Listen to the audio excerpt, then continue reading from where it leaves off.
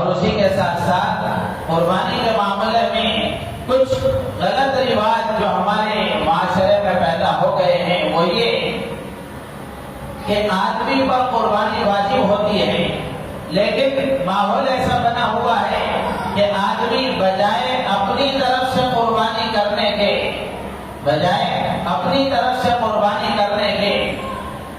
اپنی والدہ کی طرف سے قربانی کرتا ہے، ایک سال اپنے والد کی طرف سے قربانی کرتا ہے، اور ایک سال اپنے دادا کی طرف سے، ایک سال اپنی دادی کی طرف سے ان کے ناموں سے قربانی کرتا ہے، جبکہ قربانی اس پر واجب ہے۔ ایک جانور وہ ذبح کر رہا ہے تو اگر اس پر قربانی واجب ہے تو پہلے وہ اپنی طرف سے قربانی کرے، پہلے اپنا واجب ادا کرے، پھر اس کے بعد میں اگر وہ اپنی والدہ کی طرف سے کرے تو صحیح ہے، دادا کی طرف سے کرے صحیح ہے، سب کی طرف سے کرے، لیکن اپنا واجب پہلے ادا کرے۔ آپ دیکھ لیں معاشرے میں ایسی باتیں پھیلی ہوئی ہیں کہ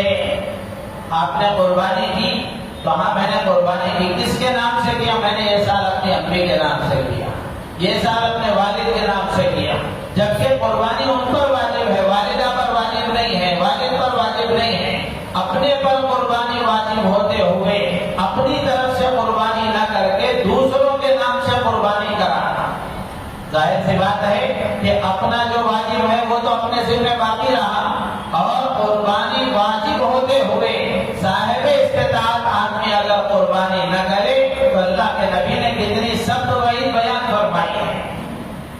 من کان لہ سعۃ ولم یضحی فلا یقربن مصلانا، کہ جو آدمی جس کو استطاعت ہے، جو صاحب نصاب ہے، قربانی کرنے کی طاقت رکھتا ہے، اس کے باوجود وہ قربانی نہ کرے تو وہ ہمارے عیدگاہ کے قریب نہ آئے۔ تو اس لیے ایک بات یہ ہے کہ جس پر قربانی واجب ہے سب سے پہلے وہ اپنی طرف سے قربانی کرے، پھر اس کے بعد میں جس کی طرف سے چاہے گئے۔ اسی طریقے سے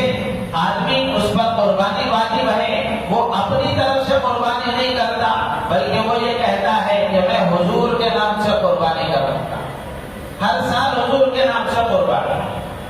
اچھی بات ہے، اللہ کے نبی علیہ السلام کا امت پر بڑا احسان ہے، اللہ کے نبی علیہ السلام نے قربانی میں امت کو یاد فرمایا ہے، آپ نے امت کی طرف سے قربانی کی ہے، تو یہ امتی کی بھی ذمہ داری ہے اور محبت کا تقاضا ہے، آپ کے احسان کا تقاضا ہے کہ آدمی اگر اس کو استطاعت ہو تو ہر سال جہاں وہ اپنی طرف سے قربانی کر رہا ہے وہیں اللہ کے نبی کی طرف سے بھی قربانی کرے، لیکن یہ کب؟ اپنا واجب ادا کرنے کے بعد،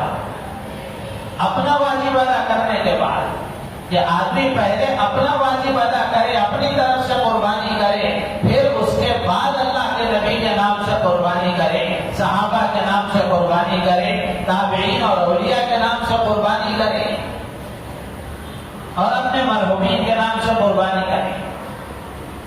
تو ایک بات یہ بھی ہے، ایک تو یہ کہ آدمی اپنی طرف سے قربانی نہ کر کے اپنے ماں باپ کی طرف سے، دادا دادی کی طرف سے قربانی کرتا ہے، دوسرا یہ کہ اپنا واجب ادا کیے بغیر اللہ کے نبی کے نام سے قربانی کرتا ہے۔ اسی نبی کی تعلیم یہ ہے کہ پہلے آپ اپنی طرف سے قربانی کریں۔ اور اسی طریقے سے تیسری بات یہ ہے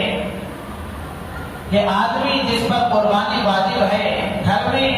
مرد ہے، مرد کے پاس جو اس کے پاس بھی استطاعت ہے وہ قربانی کر رہا ہے، لیکن بہت سارے گھرانے آپ کو ایسے ملیں گے کہ آدمی اپنی طرف سے تو قربانی کر رہا ہے لیکن بیوی پر بھی قربانی واجب ہے، بیوی پر بھی قربانی واجب ہے۔ خواتین کی طرف سے اپنی بیویوں کی طرف سے قربانی ادا کرنے کی فکر نہیں ہوتی۔ عموماً ایسا ہوتا ہے کہ مرد کے پاس استطاعت نہیں ہوتی لیکن عورتوں کے پاس زیور ہوتا ہے جس کی وجہ سے ان پر قربانی واجب ہوتی ہے۔ تو اس لیے جہاں اپنی طرف سے ہم قربانی کر رہے ہیں وہیں اپنی گھر کی عورتوں میں سے، بیویوں میں سے، بہنوں اور ماؤں کی طرف سے ان پر بھی اگر قربانی واجب ہے تو ان کو بھی متوجہ کرائیں، ان کی طرف سے بھی قربانی کرنے کی کوشش کریں۔ اس سلسلے میں معاشرے میں بہت غفلت ہے. آدمی ایک قربانی کر کے سمجھتا ہے قربانی ہو گئی، ورنہ تو بیوی پر بھی قربانی واجب ہے تو اس کی طرف سے بھی قربانی کرنا چاہیے. اس کا بھی خاص خیال رکھیں. اور اسی طریقے سے ایک بات یہ بھی شرعی جاتی ہے کہ گھر کا جو ذمہ دار ہے، ایک آدمی اگر اپنی طرف سے قربانی کر دے، ایک جانور ذبح کر دے، تو گھر کے سارے افراد کی طرف سے قربانی ہو جائے. اب یہ تو عقل میں آنے والی بات نہیں ہے. جس کو مثال کے طور پر 10 آدمی ہیں، ہر ایک کو بھوک لگی ہے، ایک آدمی کھانا کھا لے تو کیا 10 کی بھوک مٹ جائے گی؟ ہر آدمی کو اپنا پیٹ بھرنا پڑے گا تب جا کر اس کی بھوک مٹے گی. تو اس لیے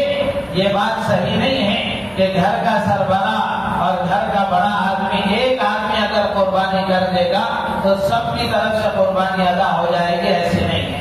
جس پر واجب ہے ہر ایک کو اپنی طرف سے قربانی ادا کرنا ضروری ہے.